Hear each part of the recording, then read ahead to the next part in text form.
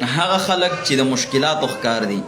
هغه خلک چې د جادو جناتو ښکار دي، د هغې دپاره اسانه وظیفه مې راوړې، مشهوره وظیفه ده، خو څوک ترېنه خبر نه دي، اکثریت یعنی بې خبره دي د هغې د فوایدو نه. نو انشاءالله اسانه وظیفه درته ښیمه، بلکل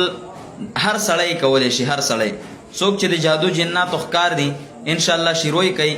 هره ورځ تقریبا 21 پیرې یا چې څومره زیات ویلی کېدلی شي، چې څومره زیات یې ویلی شي، که ته نوکري کې، که ته په لاره روانې، که ته مثلا عام مزدوري هم چې تا ته موقع میلاویږي، بس کوشش کوه د دې دپاره اودس هم شرط نه دی، نو بس بالکل وایه جاری ساته انشاءالله خدای پاک به قبلی. او بله خبره ده چې څوک په مشکلاتو کې ښکار دي د هغې دپاره هم وظیفه ده، دا یو نبوي نسخه ده، نبوي ښه په احادیثو مبارکو کې د دې فضایل هم شته دی او هغې کې هم راغلی دي، په روایتو سره ثابت دي. آسانه کلمه ده، ولا حول ولا قوة الا بالله العلي العظیم، ولا حول ولا قوة الا بالله العلي العظیم.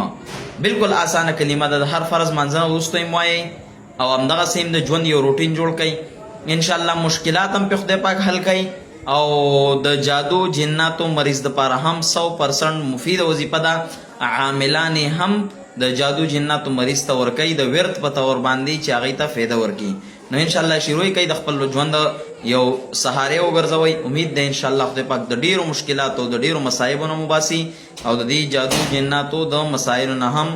خدای پاک امان در نصیب کی. جزاکم الله خیرا و احسن الجزا.